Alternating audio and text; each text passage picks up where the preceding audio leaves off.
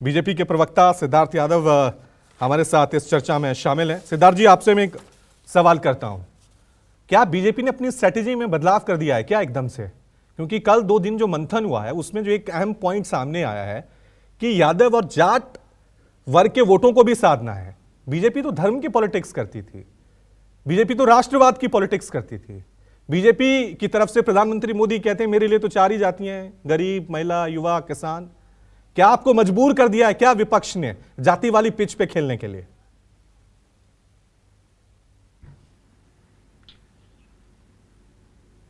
रही कि मैं कुछ ना कुछ लेबल कर दूं भारतीय जनता पार्टी की पॉलिटिक्स को।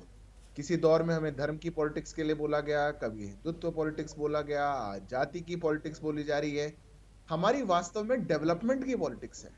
हम देश में प्रगति अपने हिसाब से, अपनी नीतियों से एक स्वावलंबी देश जो अब बढ़ते हुए अपने पर विश्वास रखे और विश्व गुरु की ओर जा सके, हम उसकी बात करते हैं। अब जो वर्ग ऐसा सोचे कि हम कभी धर्म की बात करते हैं, कभी जाति की बात करते हैं, उनको हम कितना ही कहें कि हम तो सबका साथ सबके विकास की बात करते हैं, वो बात सुनते नहीं। हमने उनकी जाति की अवधारणा को तोड़ने के लिए कहा हमारे प्रधानमंत्री ने कि मेरे लिए तो 4 जातियां हैं जो प्राथमिकता है, जिनके लिए मैं नीतियां बनाता हूं। मैं किसानों के लिए बनाऊंगा, युवाओं के लिए बनाऊंगा, महिलाओं के लिए बनाऊंगा। तो वो बात नहीं सुनी, बात नहीं समझ में आती।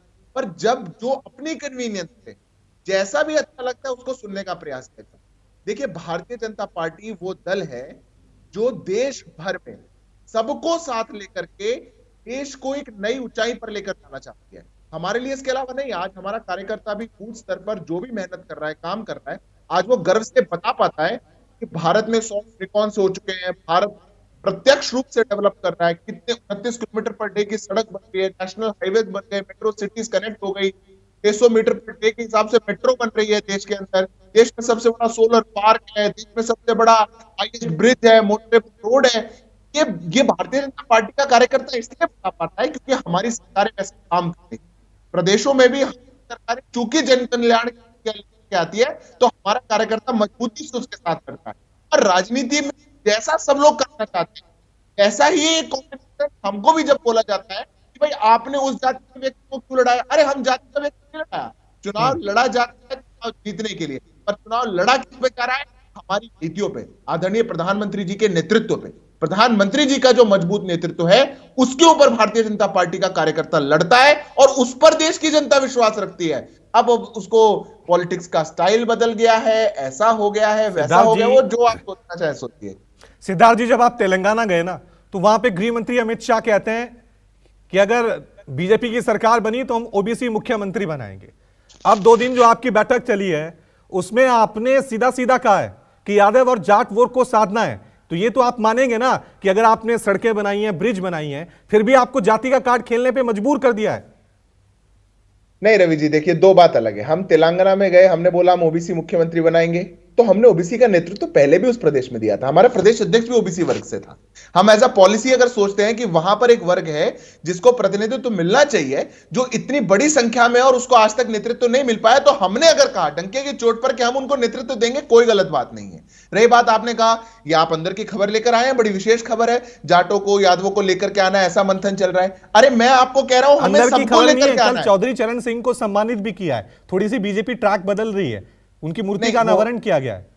नहीं, हम तो, हमारी बहुत प्रदेश की सरकारें किसान दिवस के नाम पर, स्वर्गीय चौधरी चरण सिंह जी के नाम पर किसानों की नीतियां लाई। हरियाणा की सरकार लेकर के आई और लेकर के आई। ये आपके देखने का नजरिया है। और उपराष्ट्रपति जगदीप धनखड़ ने जिस तरह से अपनी मिमिक्री को जाटों से जोड़ा, वो तो किसी से छुपा ही नहीं है।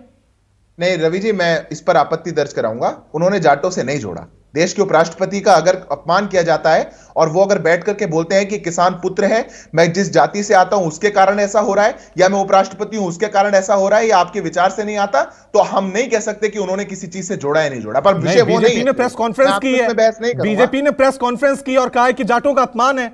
इसमें तो साफ कहा है बीजेपी ने। तो आप कहिए कि हमने बोला, हमने वो बात को उठाया, उस बात का मैं जवाब दे सकता हूं। वही तो कह रहा हूं कि पॉलिटिक्स को जाति से जोड़ा जा रहा है।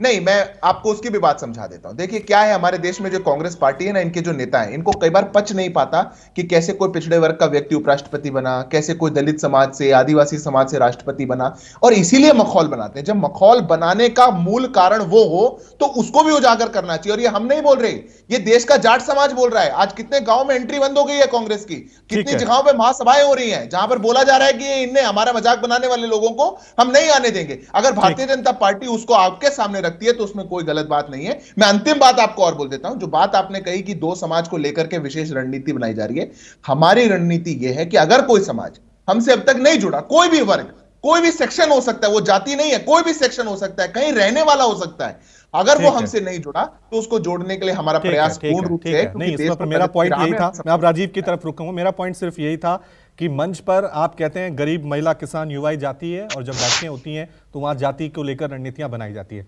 राजीव, पता नहीं आप मेरा सवाल सुन पाए थे उस वक्त, आपको पता होगा, ऐसा हमें तो पता नहीं।